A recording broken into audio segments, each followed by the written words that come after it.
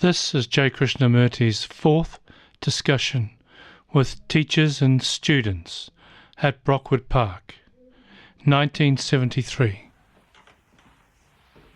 Sleepy.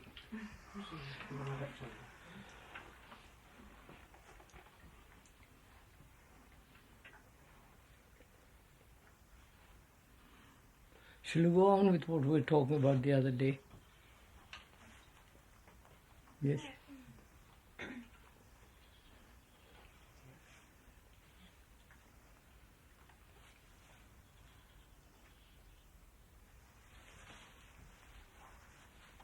We were saying that most people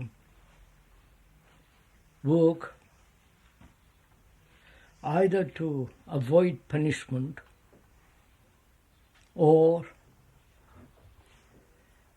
gain something in the way of possessions, money, fame, and so on. So most people work under great pressure. Right? We all agreed to that. And it was said here at Brockwood, there is not that extreme pressure or any kind of pressure put upon you. Therefore, there is a tendency, if I may point out, to slacken, to let go, to become rather empty and lose that vitality that youth has generally. Feeling of urgency, the flame of doing something.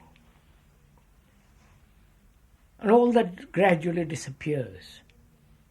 And you are left to yourself here to be responsible to yourself, which is a rather difficult thing to do.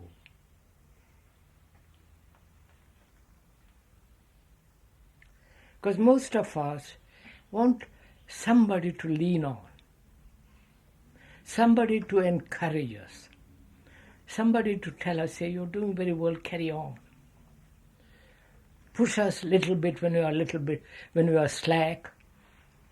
Drive us when we are a little bit indifferent. When we are sleepy, shake us a little bit to keep awake. We want somebody. Haven't you noticed this? So that somebody becomes gradually, in your eyes, the authority. And also it was said the other day here that there is no authority here, and therefore you're left to yourself.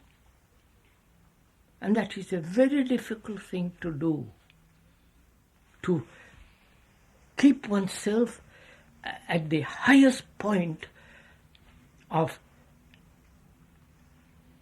energy, drive, intelligence, affection, and not just go off into a kind of daydreaming, uselessly wasting our time. So that's what we were saying the other day. And Brockwood is supposed to give you, and I hope it does, the terrain, the environment, the atmosphere in which this self-generating energy can go on.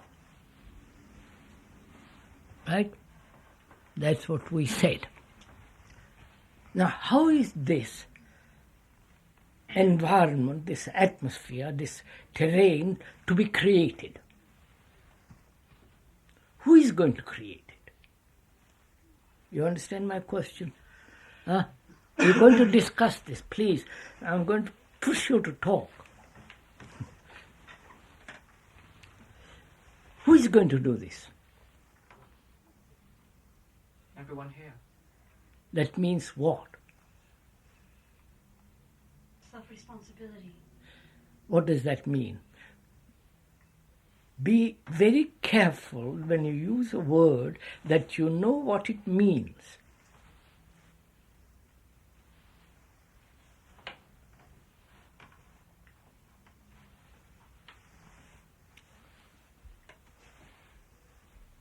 Responsibility. Do you know what that word responsibility means? What does it mean? Not what you think it should mean, but according to the dictionary. Then you and I can look at that dictionary and see, yes, that is what we mean. But if you translate it and I translate it a different way, then we'll get lost.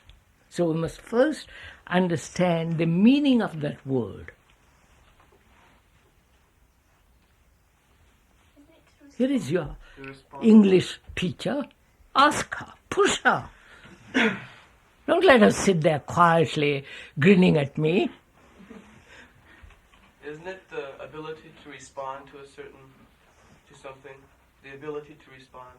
That's right, isn't it? Response. Hey. To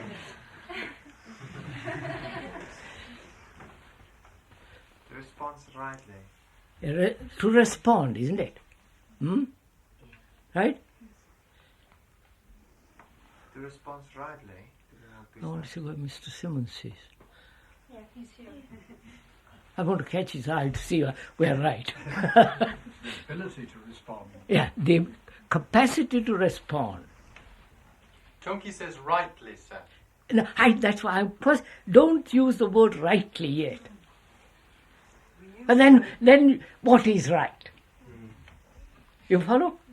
To respond adequately. We use the word answerable often. You say, I'm answerable for a certain thing. Yeah, answerable. You put me in charge of the kitchen. I hope you don't. You put me in charge of the kitchen, and I am responsible, which means I must be efficient in carrying out all the things that are involved in cooking and producing food. I am responsible. It is, what is the word, sir? Able to respond. Huh? Able to answer.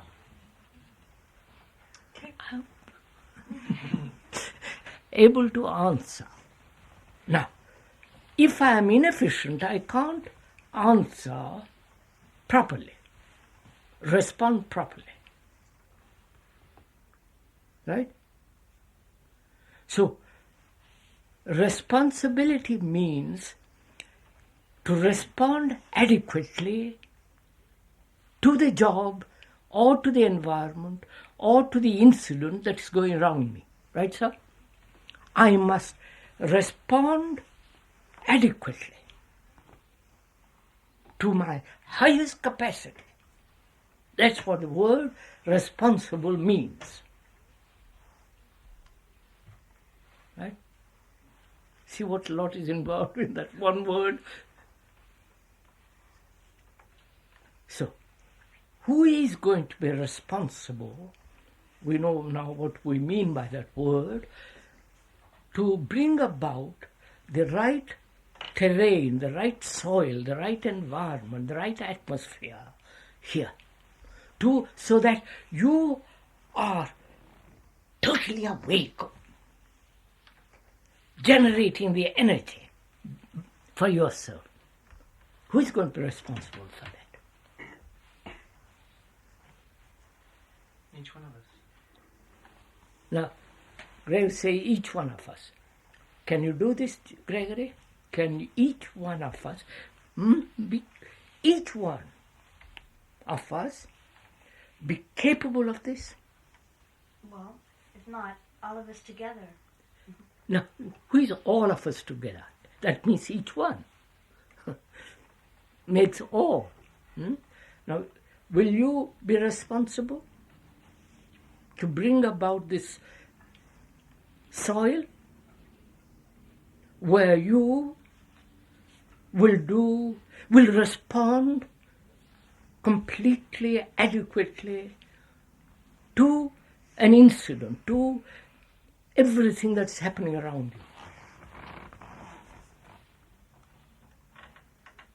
you. If each one of us does that, it's finished. There's no problem, is there? Then the place will be marvelous. And each one of us will have 1,000-power candle inside us. Now, are we capable of this?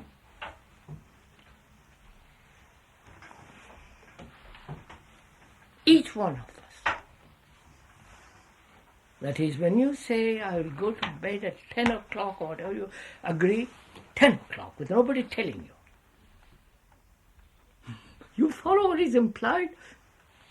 When you study, you give your complete attention to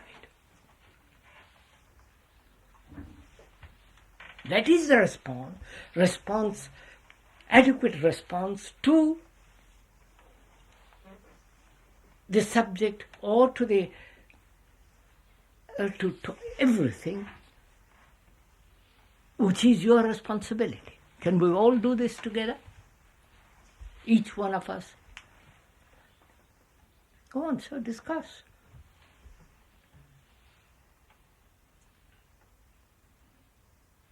We're capable, but we don't usually do it.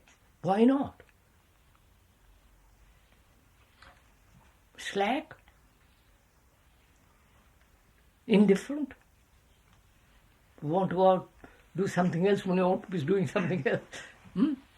Why not? First, how can one be responsible if one doesn't know the fields which one is working very well? I mean, before I can say, yes, I will do that, I have to know for certain that... you can do it. Yes. Yes. That But you're capable of doing it. But mostly what's happened is people saying, you are responsible, one has to be responsible, or it's taken for granted that one... No. Look, Tunki, we just now defined that word. Yes. Yes. I'm asking you, are you capable, adequate, sufficiently intelligent to deal with something that takes place here, or that has to take place here?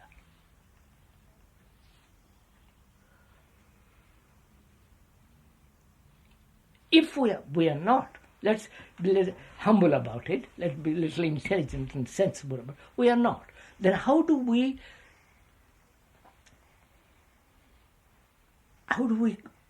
bring this about in us?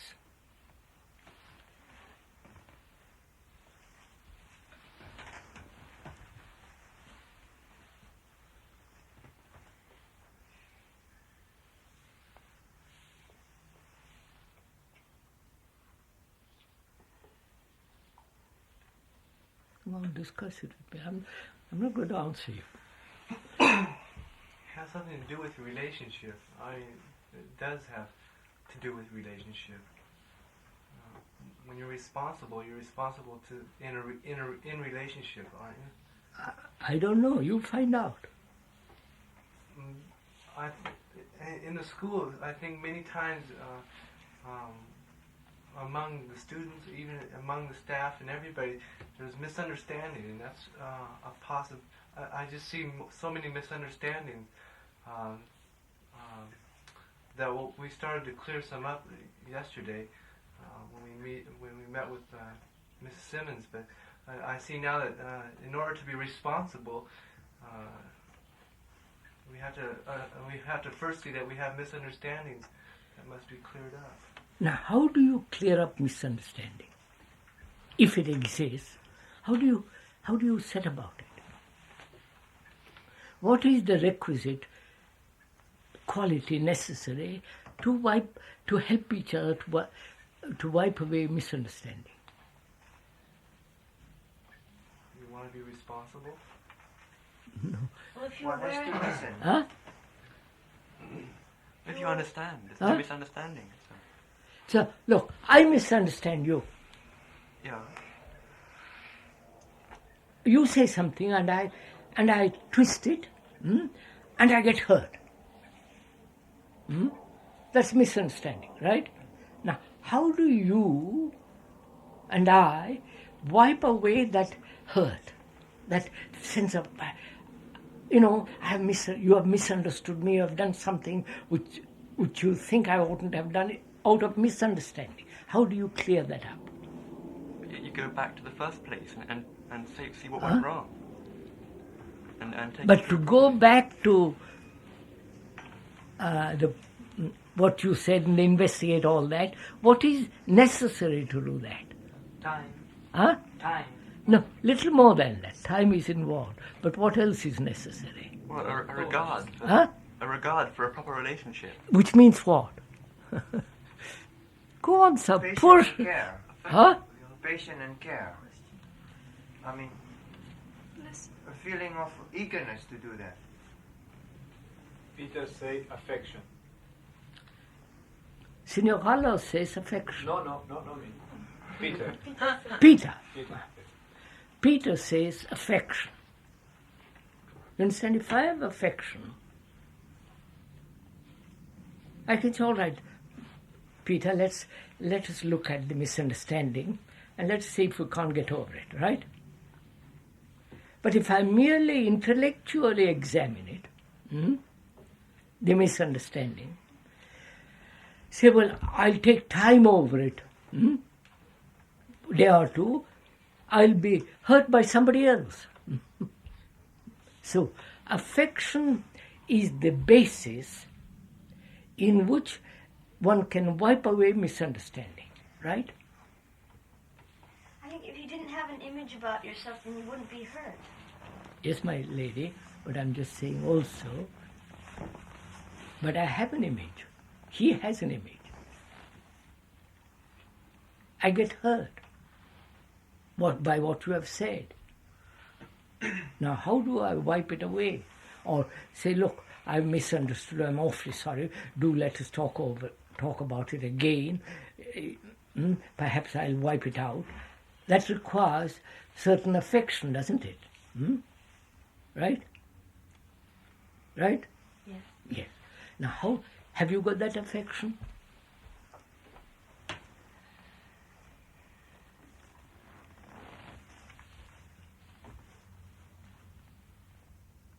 Now look, affection is different from sentiment.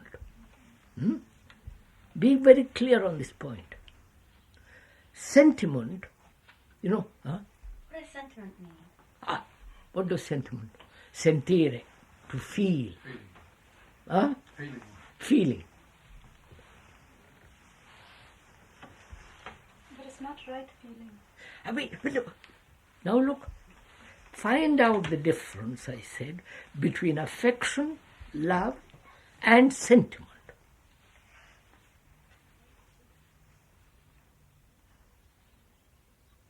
We said sentiment is feeling, emotionalism.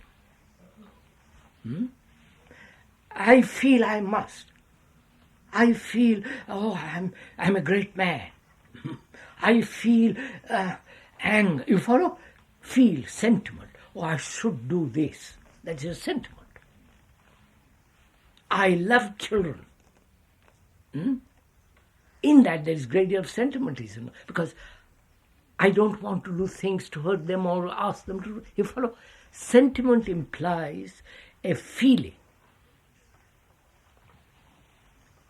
Now, what is affection and what is sentiment? There's some self-deceptive element somehow in sentiment, isn't there? Yes. In sentiment, yes, sir, that's right. Sentiment can become hard. Right?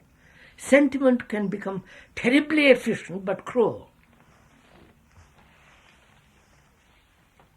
I I don't don't understand. quite get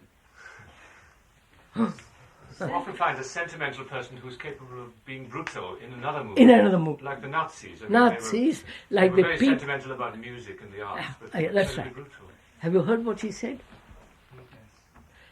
The Nazis, you know what the Nazis were? Yes.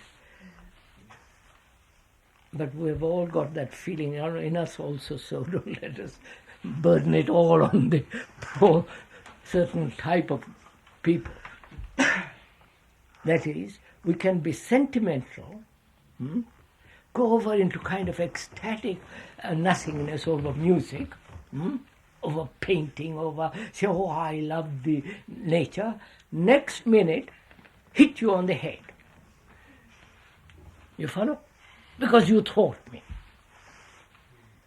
You upset me. So, sentiment is one thing and affection is another. Right? If I have affection for you, I'm going to talk over with you. I said, don't be rough. Be quiet. Sit down. Talk to me. I have misunderstood you. Those are facts. I have misunderstood you. And I want to talk it over with you. Because I want to wipe away, because I have affection for you. I have no sentiment for you, but I have affection for you. I don't know if you see the difference. Do you? Right? I think younger people often feel that sentiment is something sloppy. Sloppy, I agree. It is damn sloppy. It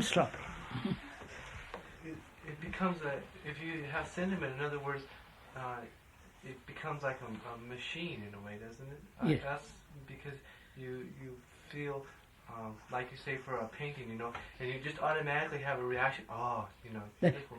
You see, idealism is sentimentality. I don't know if you see that. Huh? Yes, but Do you see that? Yes. And therefore it breeds hypocrisy. Because it has moods. That's right. Moods, all that involved in sentiment. So that being very clear. Now, have we this affection so that when there is a misunderstanding, we can talk about it and get it over and not store it up, all the rest of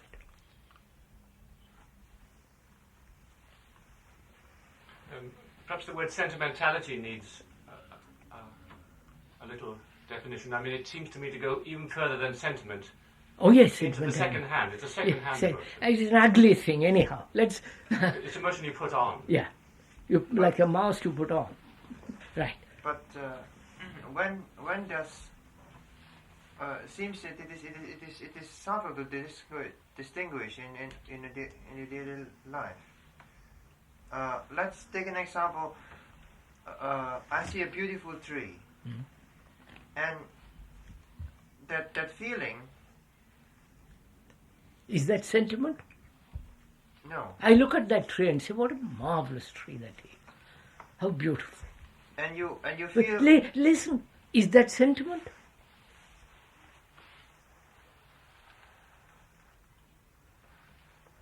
So are you talking to yourself when you say that? Yeah, I say how beautiful that is to myself. I don't have, you may be there, and I may say, look, Jenkins, how lovely that tree is. Is that sentiment? It could be. Huh? Sentiment is when you see a tree and think you ought to feel it. Yeah, that's it. You have understood? No, but. Wait, Tuki, have you heard? Yes. Have you heard? Yes. Yeah, that is the. Tuki, forgive me. Have you heard what he said? Yes. Have you observed what he said? Yes. Which is what? Which is when you think you ought to. That's it. So, I put on, when I feel sentimental about, so I put on a false front. Yes. I ought to feel that is a beautiful tree. An act of behavior. Yeah, an act of behavior. Now, I'm glad we are getting into this. No. Yes, but now, continuing the story, then you take care of the tree. Of course, all the rest of it. No, And then you become attached. Then does the sentiment come into it? yes. When you become attached, sentimentality creeps in. So there is... It's not absorb it. It's the food you are chewing. You have to digest it.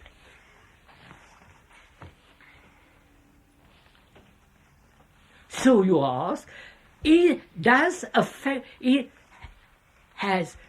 there is affection, is there attachment? No, but just, it is, there, between these two, sometimes one jump to another without you realizing it. Of course. I mean, there seems to be no boundary. So you have to go very slowly, Tunki. Oh Lord. We are trying to differentiate between affection and sentimentality. We see what sentimentality is. Most of us, when we are young, we don't feel sentimental. That is too silly. But as we grow older, we put on lots of unnecessary masks and say we must feel the beauty of that tree, or I must love that poem because Keats wrote it, or Shelley or somebody else. So that is sentimentality and so on and so on. Now affection is something entirely different. Right? Now what is that?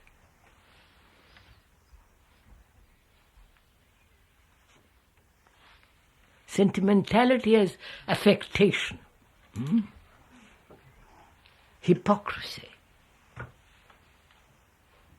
Now, what is affection? It literally means to move towards somebody. Yes, isn't it? Being affected by something. Listen to what Mr. Simmons said. First, we have to listen to each other, otherwise you follow? Mr. Simmons said, move towards somebody. You understand? Really? I move towards you. That means what? You feel for me. No, be careful, don't say feel. You see, I move towards you. Listen to me. I move towards you. You may be rigid, but I move towards you. I make a gesture towards you. There's no defense. I move, there's no defense. I stretch out my hand to you. You may not want it, but I stretch it out. Because you are affected by me. No. You haven't understood the meaning of that word. That's why the word means to move towards. The tree, the bird, the lake, or a human being. To stretch your arm, stretch your hand, make a gesture, smile, move towards a person. All that is affection, isn't it? Right? If I stretch my hand out to you, though I have misunderstood you, you immediately say, yes, I'll try and get it, wipe it out. But if I didn't stretch up my hand out to you, you follow? So, unless there is a moving towards you, the misunderstanding cannot be got rid of. Right? Yes, but some people, they might just stretch out their hand and it's just mechanical. And that is sentimentality. That is hypocrisy. That is, you kick it.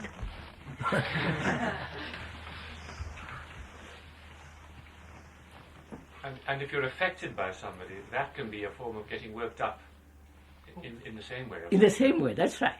But when you go out of Brockwood, say we have to soon leave Brockwood, and we go to people and they're, you meet your mother at the airport or something like that, all this sentimental. I know.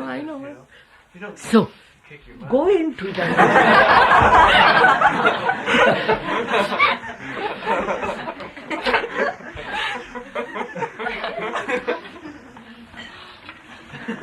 You have to respond to her sentiment with your... See? Then love is not sentiment or sentimentality. Love is a very, if I can use that word, hard. You understand what it means? Not hard in the sense brutal. It is, it has no hypocrisy, no sentimentality, no clothing about it. It is down to earth, you mean? It is down to earth, if you like to put it that way. Now, wait a minute. We come back. We know now what we mean by affection, love, and sentimentality. Now, how do we here create the environment, the terrain, the soil, in which this sense of freedom from pressure and hence non-dependency, so that you yourself generate this tremendous feeling of living, vitality, flame, what would you like to call it? How do we set about it?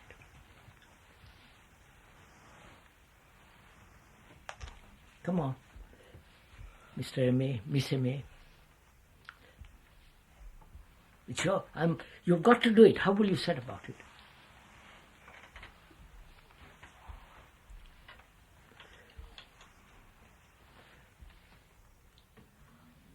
Gregory? It's your responsibility. You understand now the meaning of that word?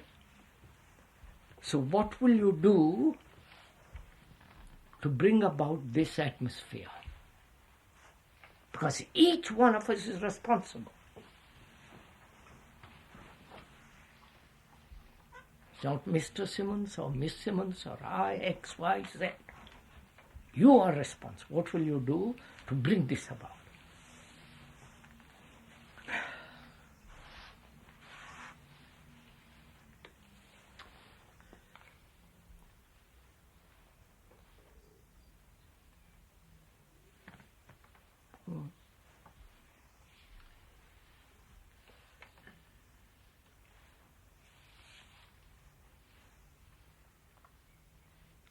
Now, I'll move from that because you're also very silent.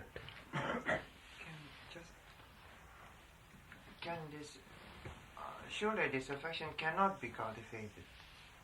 Cannot be cultivated. No. Then what will you do? But we moved a little bit, Tunki. We say affection is necessary. But we are asking, how do you create this atmosphere in which affection can function? Put it that way.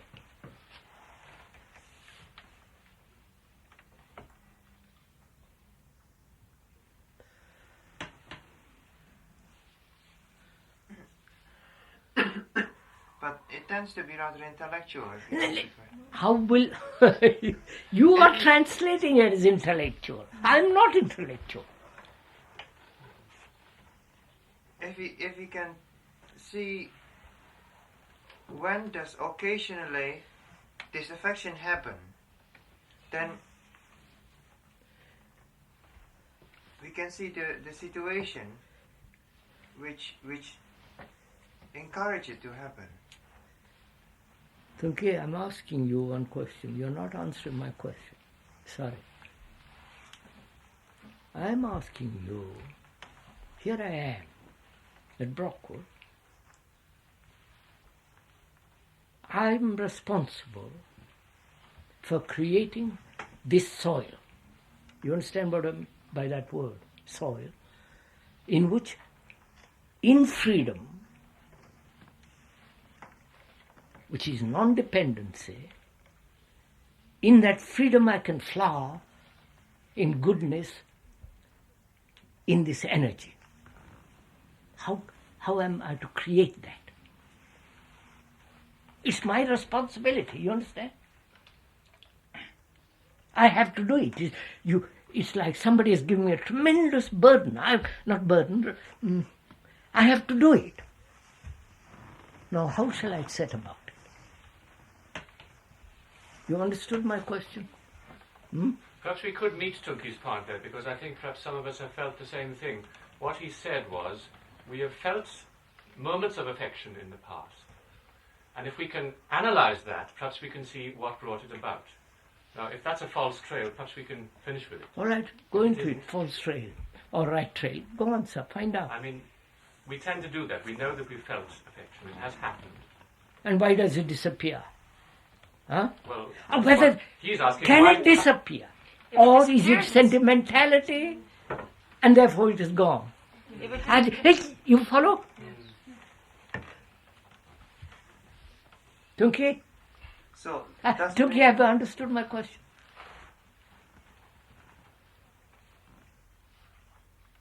You say, I've felt occasionally or often this sense of great affection, but somehow it has disappeared. It goes off and comes on occasionally.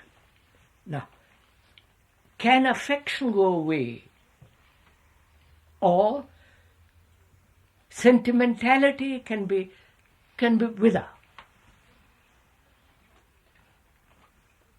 Sentimentality intrudes. It takes over.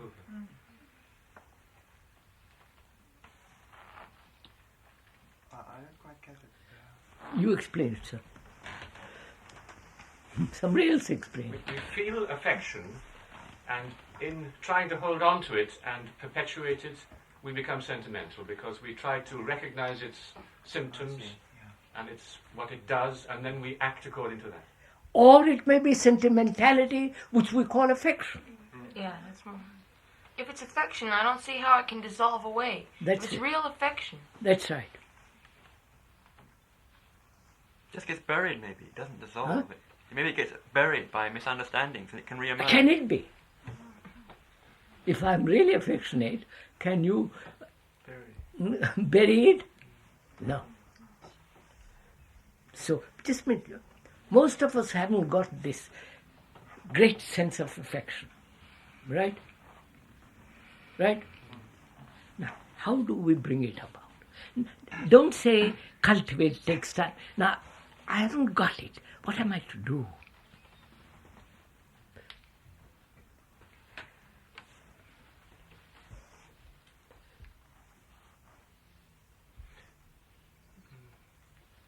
Isn't it part of to see the necessity?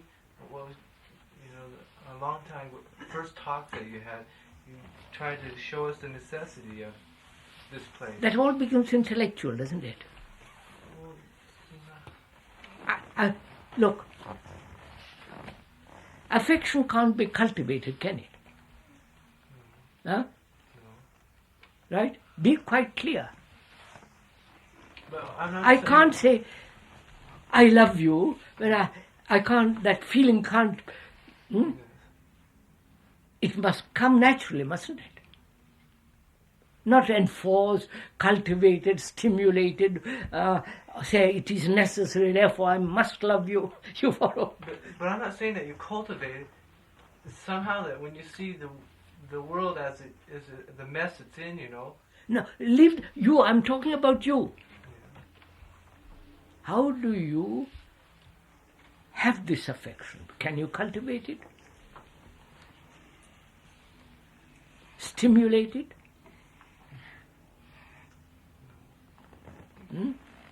Take time over it?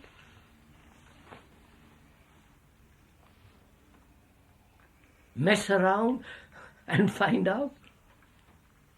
Or it may be that you must come to it obliquely. You understand what I mean? Huh? Do you mean it's a byproduct in a way? And it's not byproduct. Well, that's a bad word, but you don't, affection doesn't come into you because you want affection. It comes because of something else, but not because it's not like a goal you reach. Perhaps you have to find out what stops making you have affection. What? I said perhaps you have to find out what stops letting you have affection. But you must have it before you can find out that you have what stops it.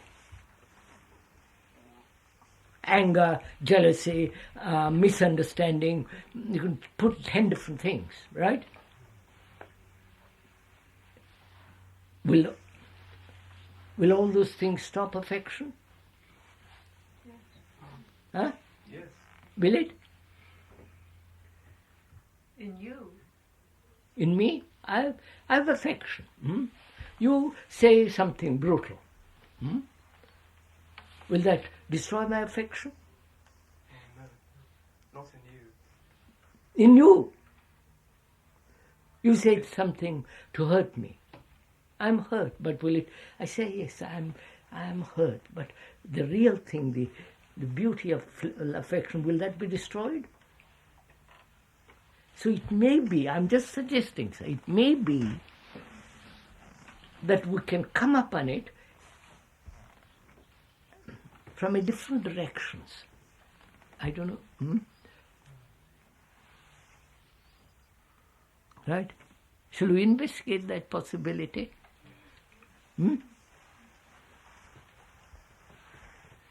I'm full of sentiment.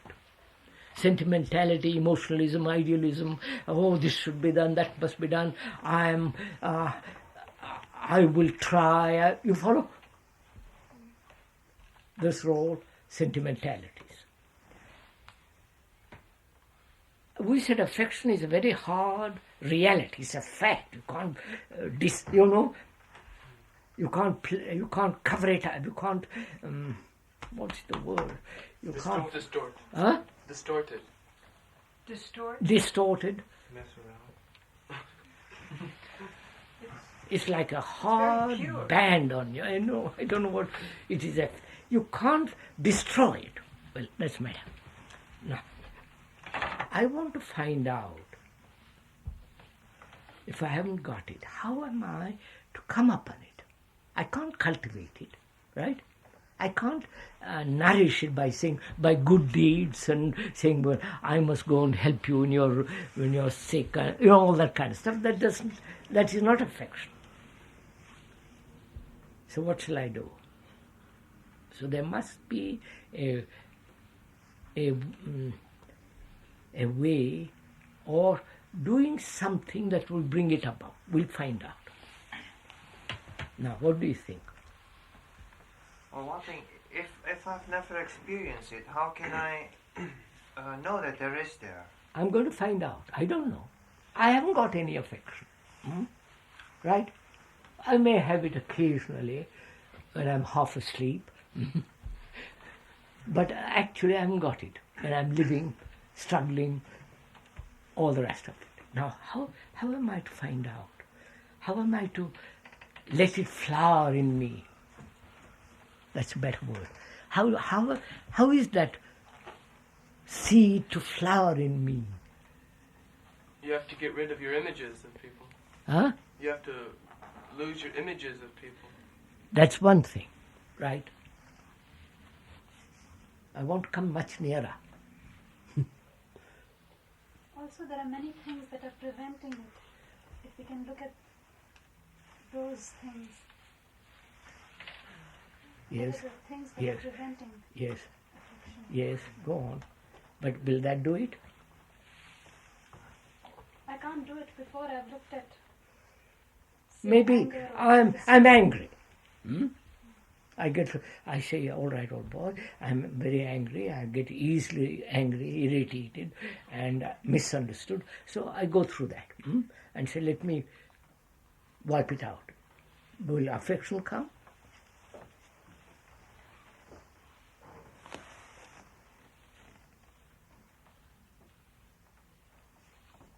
I know many people, so-called monks, good social workers and so on, who have trained themselves not to be angry, not all this, but the real flame has gone. They never had it. They are kind people, generous people, will help you, will give you their money, give you their coat, give you their shelter, but the thing that, is nowhere there.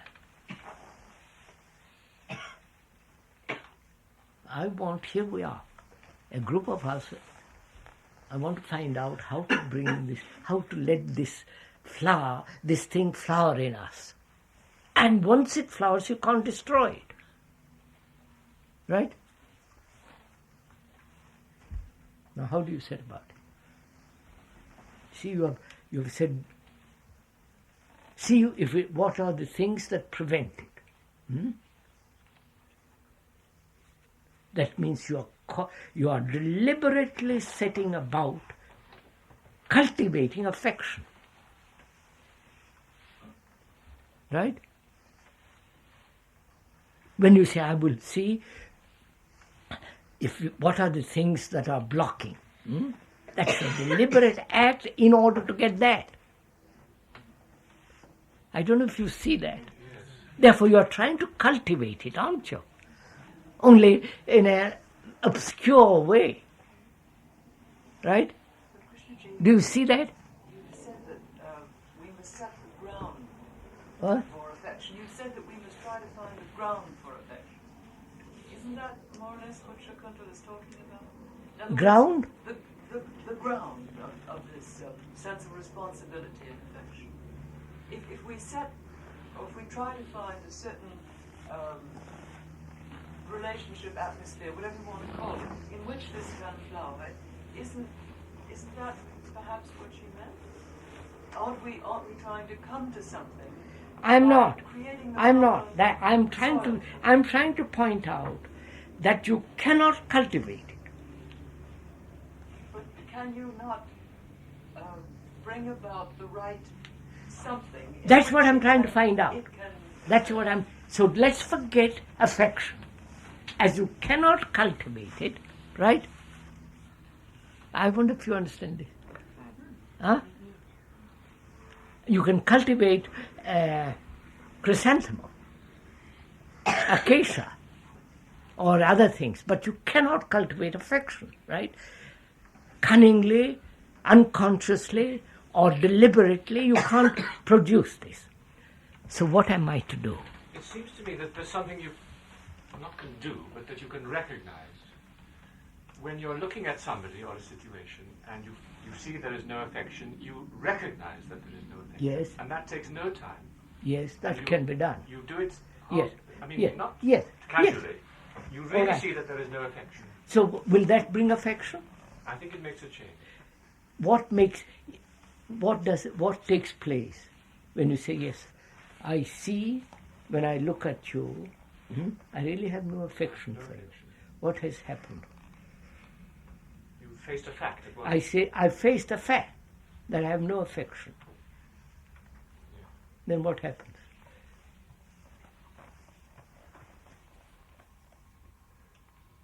Something happens. Something happens. Does it? Does it anything? Listen, sir.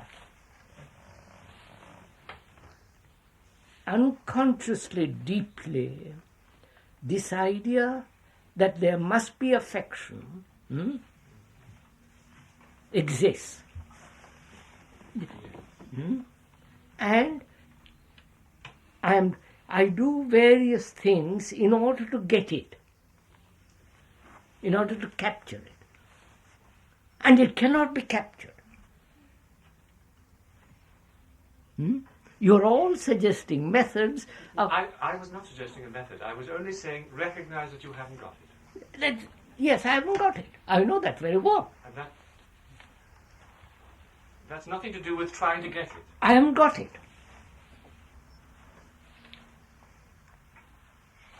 That flame isn't there. So I'm trying to strip away the pretense that it might be there. There is no potential. I say it is not there. It's quite hard to really see that it's not there. We do go on pretending. I will play around. I like to look at things as they are, face facts, personally. I have no sentimentality of any kind in me. I strip all. I say, look, I have not this thing. And also, I know it cannot be cultivated. Surreptitiously, roundabout way, this or that. So I say, all right. But yet I see the beauty of, vaguely the beauty of it. You follow? So what am I to do? May we move away from that for a little, come back to it a little later? Hmm?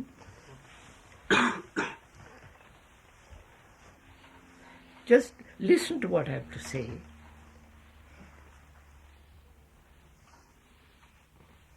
Do you feel at home here? Don't answer me. What do you mean? I'm glad I'm going to tell you what I mean. That's why I said don't answer me.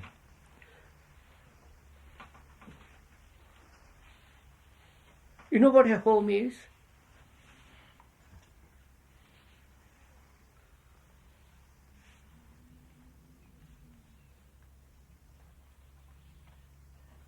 You have homes, haven't you?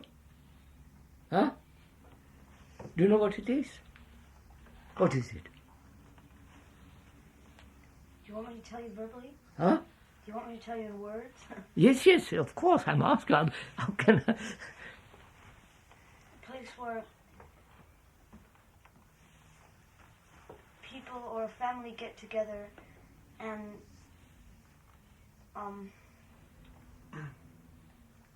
Place where you know you'll always get support and You always help. get? Support and help.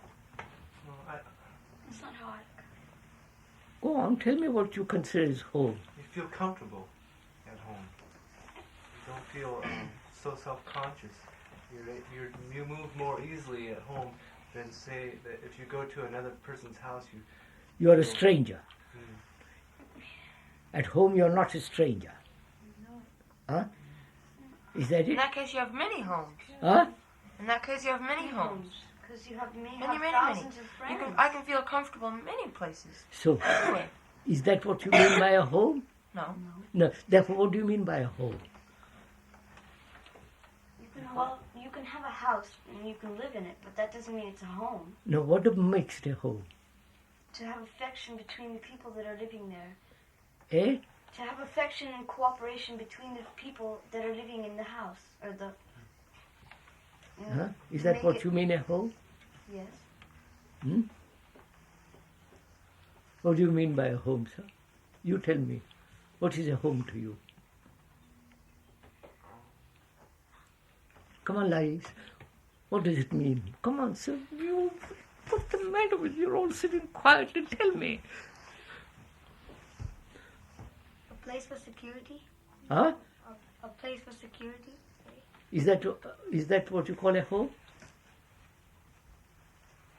Security, where you feel comfortable, where you're not a stranger.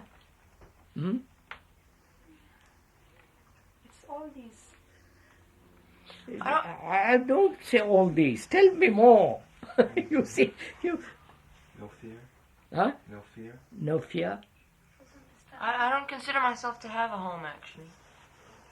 I have a house in California. I go to school here. I don't actually consider myself to have a, quote, home. What would you consider a home then?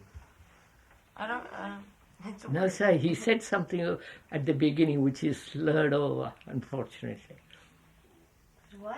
What did you He say? said, he's your brother, isn't he? Yes. Good. He said, wherever I am, I'm at home.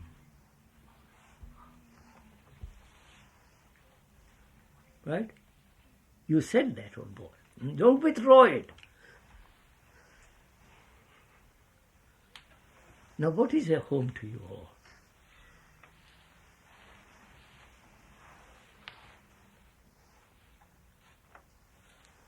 You said, wherever I am, I feel at home. I'm not a stranger. I'm comfortable. I want to be comfortable. Where I'm not treated as an outsider. Where I can do anything I want to without getting scolded. Is that a home? They do scold you, jolly well. They push you to go to bed at a certain time. Get up. Right? So what is a home? It's a feeling in yourself about being at home. What is that feeling? Sentimentality, must be careful here.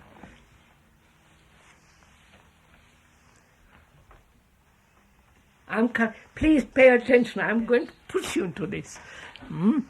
There's a difference between being sentimental about yourself and having an affection for yourself, in a sense. No, I don't know. No, I don't want to bring in affection, sentimental about myself, but I want to find out what is a home to you. Come on, Shakuntala, what does it mean to you? Actually, not theoretically, home. I go all over the world, except Russia and China and all that. I'm put in different rooms, different bathrooms, and a small room, big room. I've slept on the floor. I've slept on silver beds. All kinds of places I've slept.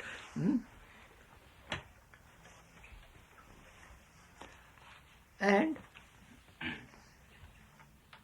I'm at home. You understand? To me, home means wherever I am. Because you're there. Sometimes there's a plain wall in front of my window.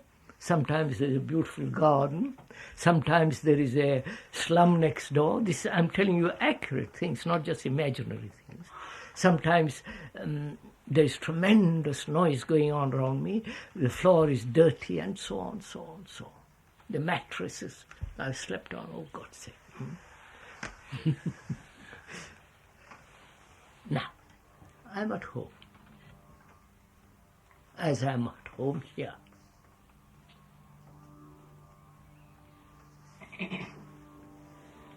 That means I bring my own my own home, you understand? In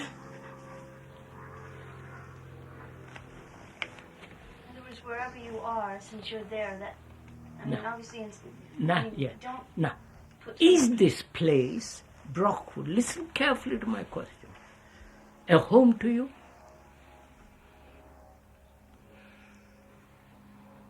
In that sense, listen to what I mean. Where you are free, where you are secure, where you can talk to each other, feel happy, play, climb a tree when you want to. No scolding, no punishment, no pressure.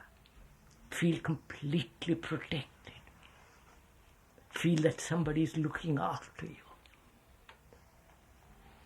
Taking trouble. Say that you're clean, that your clothes are clean, that you wash your nails properly, your feet are clean, that you comb your... feel that you are completely secure, free, protected. That's a home, isn't it? Would you say that's a home? What's up? What brings that about is a self-responsibility so that someone else doesn't have to push you into doing something. I said a home. Don't answer something else. Is this a home to you in that sense? Huh? Yeah. Come, lady, don't look at you. You people, I want to find out. Is it a home to you that way? Huh? You're sure? Don't be so nervous about it. That you feel you are safe, protected, watched over, cared for, telling you affectionately, don't do this. You follow? Never blaming you, never hurting you. Feeling so secure.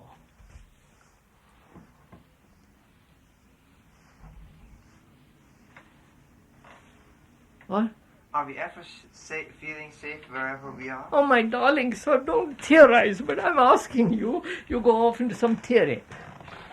I'm asking you, Tunki, if you feel at home here, at home in the sense which we all said, yes, that's more or less a home. Do you feel that? Yes, with the more or less. And then, my golly, you people are so damn intellectual. No, I mean to describe precisely, well, no. Is it a home? When I said more or less in the sense, I can add more to it. You follow? What a home is, where there's good taste, where you are good books, good food, they are cared for. You are said, look, sit properly, old boy, don't slop, nobody scolds you, nobody says do this. It's a home where you sit down. You understand what I mean? Yeah. Is this a place? Answer directly. For God's sake, what's the matter with all of you? But I think it's such an ideal place that nobody dares say that yes, because we do scold. I said ideals or sentimentality. Yes, but we do scold. And scold in the sense you can scold affectionately. I said, madam. I said affectionately. I said affectionately. Do go and wash your feet. They stink. I said, do go and cut your hair because it comes in your soup. I mean, I tell you, that's understood. You smell, go and wash. I mean, that's out of... Now, is this a home to you? Yes. Don't casual be... Gregory? Yes, I feel it's a home. Do you? Why don't you say it loud? Shout!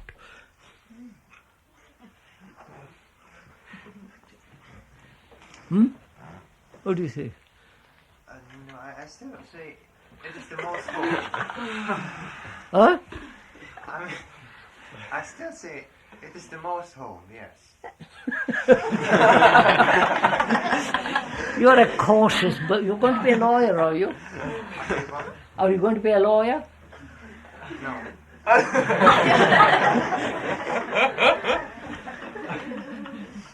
Lawyers are very because cautious. I don't think, and I experience myself, I don't think the description which you give is exactly, I mean, it's that beautiful.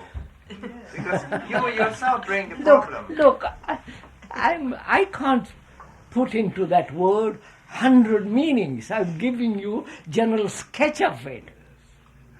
A skeleton of a whole. You say, well, I think that's right. I feel that way. If in that part I do, or not. That's what I'm asking. One does feel cared for. Yeah. So, go on, dear. Please, tell me. If you feel at home,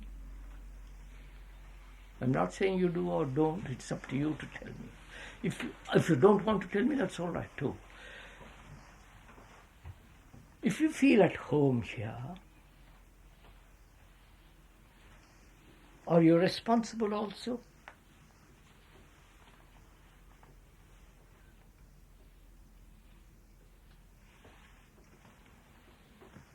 If I'm not, I won't feel at home. That's why I'm asking them. Are you responsible also? It's my home. And I carry a piece of furniture, chair from this room to the next room, and I bang on that thing, and I don't care. But if it's my home, I'm going to jolly well care, because I have to paint it, I have to watch it, I have to, you follow? Right? Yes. So that is what I mean by responsible. When you feel at home, you look after things, you look after yourself, you look after, you don't want to hurt your mother too much, make her work too much, or you follow. It's a kind of mutual, affectionate, creative movement Don't you know all these things? Huh? Oh Lord. Come on, what do you say? Right. You see, moment you feel at home, what takes place?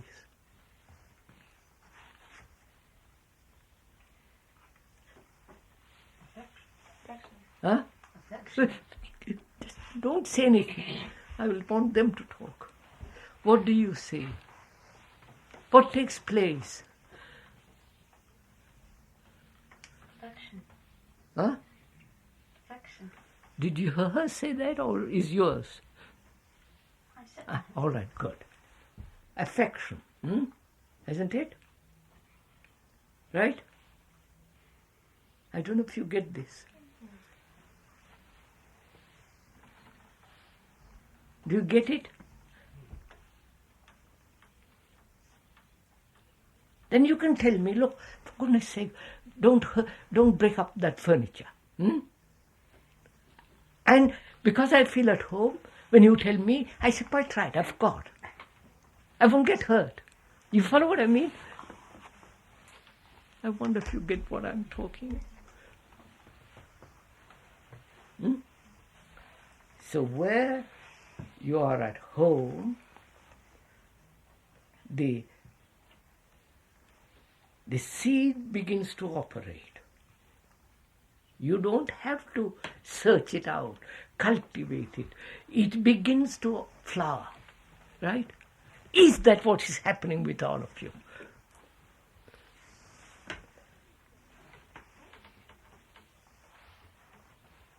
If you don't feel at home here, find out whose fault it is, whether it's yours or somebody else, correct it.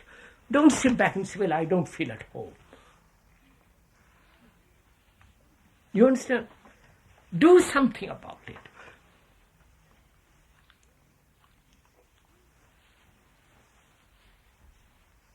Because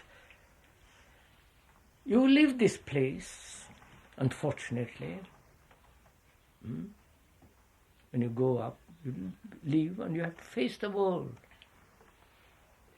And if you haven't this seed here, the world is going to destroy it. Right? You understand? They will trample on you. They are wolves, murderers. Don't mistake it.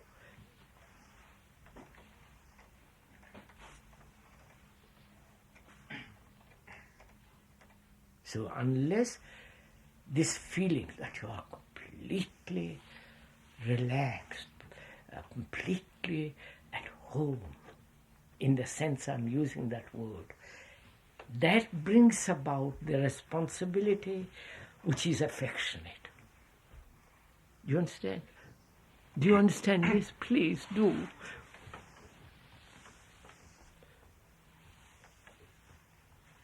And when you have that seed flowering here, then you will keep it going all your life. But if it doesn't operate, and then the world will destroy you. The world makes you what it wants you to be. A cunning animal.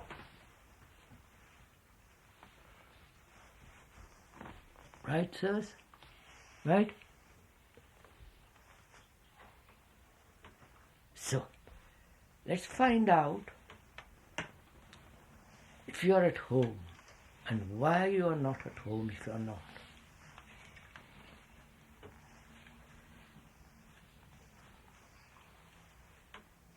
The mother and father tell you go to bed. You resent, you say, I want to see that movie. More violent the movie, the better it is. Right? So I want to, but the mother says, go to bed, oh boy, please. And you grudgingly go to bed. But you don't bear any grudge against her. Right? Right? You don't say, oh, you're an authoritarian mother. She said, don't be damn silly, go to bed.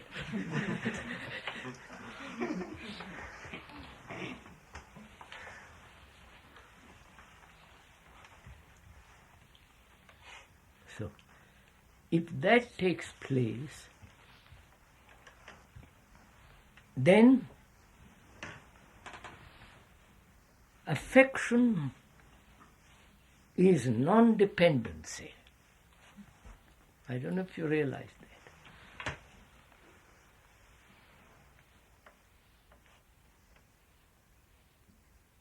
You're going to get married, some of you are not. I don't know what you're going to do. You tell your wife, I love you, darling.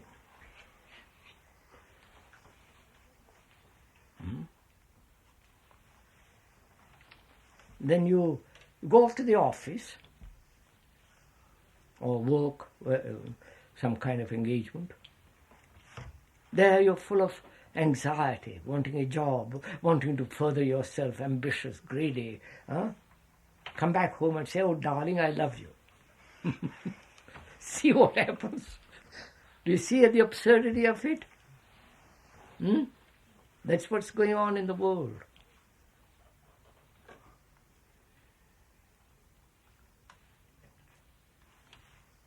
So in that, there is attachment, jealousy, fear, anxiety. She mustn't look at anybody else except me. Right? Oh, my Lord. So, what is called a home, generally, is not a home at all. Right? If the mother and father really cared for the children, then there would be no war. Would there be? Do you understand what I'm saying? They would say, for God's sake, live, don't kill, live.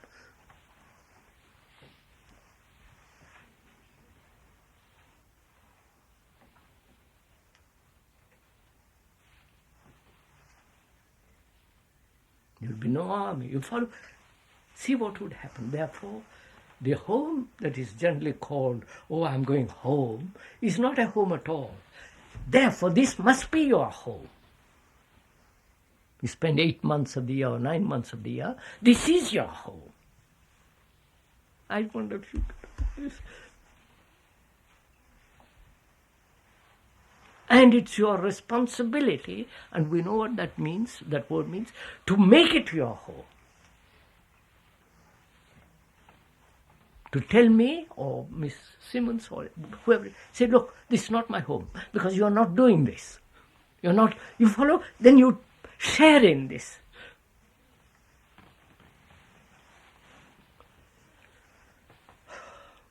I talk, I pour out.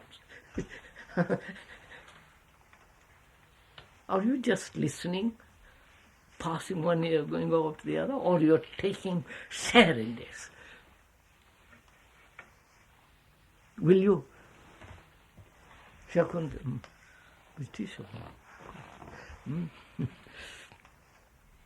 Will you do this? Now, you know what it means? Apply, push, create. Not let everybody else do something and you say, yes, I'm very comfortable here, this is my home. Then it's not your home because you haven't built it.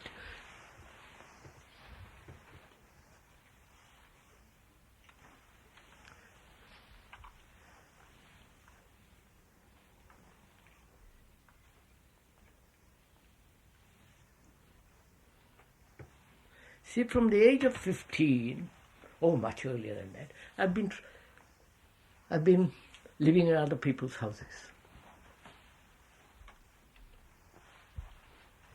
Right? You don't know about it. I have. Earlier. And I've never had a home up saying, this is my home. Hell, that's stupid.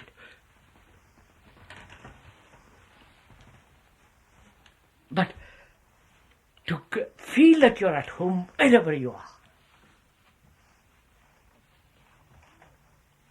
Because you're being responsible.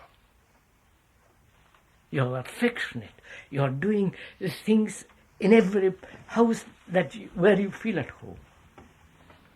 You understand what I'm saying? Come on, discuss with yourself.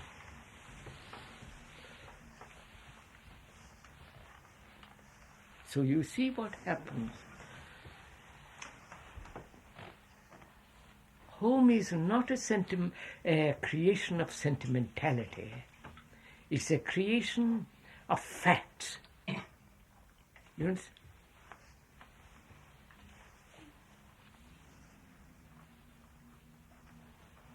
The fact I feel at home is I'm free, I'm responsible, I'm affectionate, I won't break up things. I will go to bed when you follow. It's total responsibility is the feeling at home.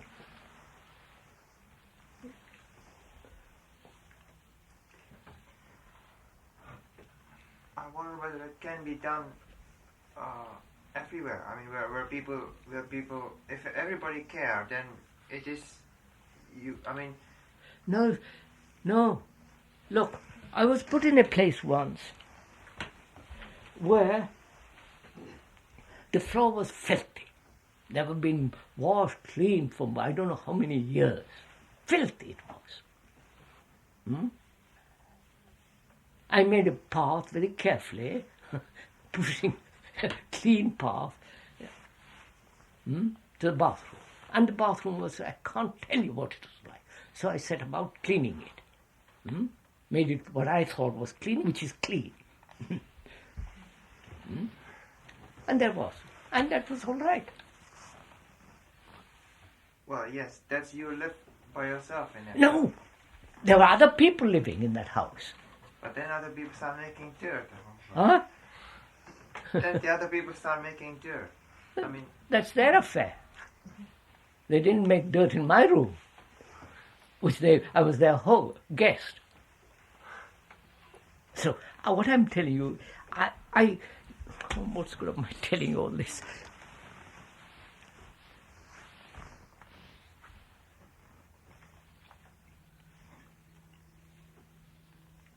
Do you feel at home? In home being in the large sense of that word, not just potty little corner, a bourgeois little corner of a mind that says, I'm very much at home with my little chair, with my little cab. You follow? Silly. If you don't feel it, why don't you feel it? If you don't feel it, create it. Set about making it your home. Find out what is wrong. Don't say, well, I don't feel at home and just go on moping about it. Right? Do it. Then I think that feeling of responsible affection comes.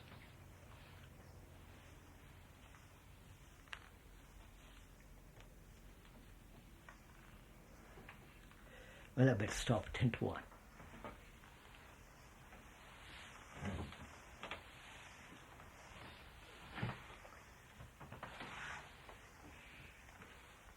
What happened this morning about the assembly?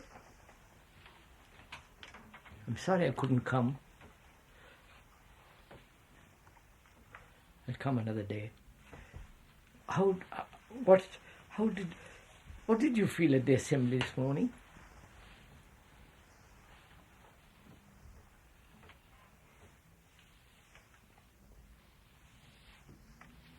What took place?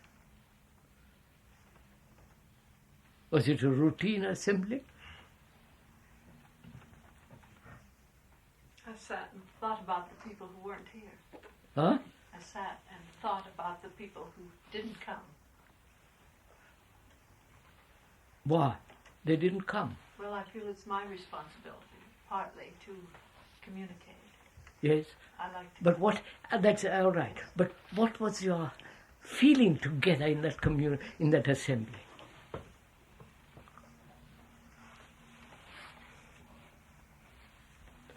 I must talk to you sometime about meditation. If you're interested, whether you're interested or not, I'm going to talk to you about it. That's part of life.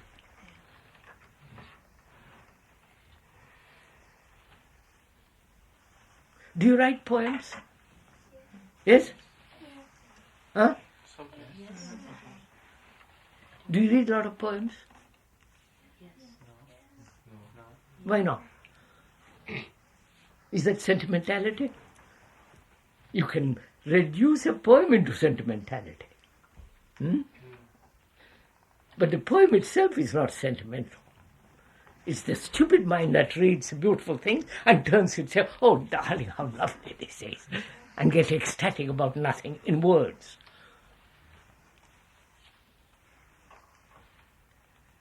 Now, do you...